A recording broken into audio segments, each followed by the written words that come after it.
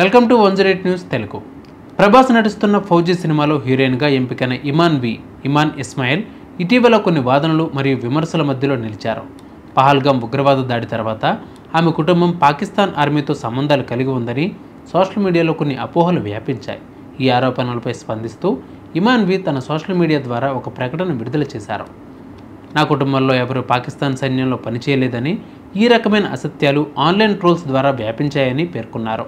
ఈ ద్వేషాన్ని ప్రోత్సహించడమే లక్ష్యంగా ఉంది అని అన్నారు. ఇమాన్ అమెరికాలో జన్మించి పెరిగిన భారతీయ అమెరికన్. ఆమె హిందీ, తెలుగు, గుజరాతీ మరియు ఇంగ్లీష్ భాషల్లో నైపుణ్యం కలిగి ఉంది. ఆమె తల్లిదండ్రులు యువస్థితిలో అమెరికాకు వలస వెళ్ళి అక్కడ పౌరసత్వం పొందారు. ఇమాన్ కళల పట్ల ఆసక్తితో నటన, నృత్యం మరియు కొరియోగ్రఫీ రంగాల్లో శిక్షణ పొందారు. ఈ వివరణతో ఆమెపై వచ్చిన అపోహలను ఖండించారు. అలాగే భారతీయ సినీ పరిశ్రమలో తన పాత్రను గౌరవంగా కొనసాగించాలని తెలిపారు. 2026 మార్చిలో టాలీవుడ్లో ఒక పెద్ద బాక్సాఫీస్ పోటీ జరగబోతోంది.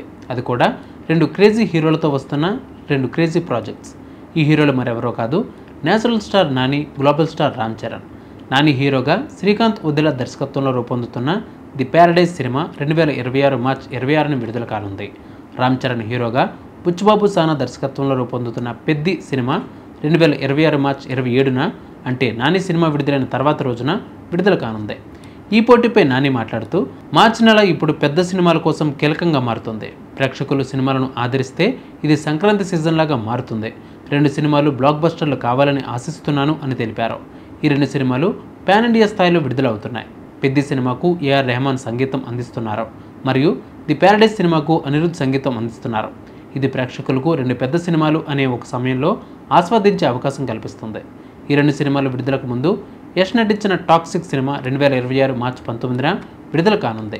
ఇది కూడా పాన్ ఇండియా స్థాయిలో విడుదలవుతుంది. ఈ 3 సినిమాల విడుదలతో మార్చి నెల టాలీవుడ్లో ప్రేక్షకులకు ఒక పెద్ద ఉత్సవంలా మారనుంది.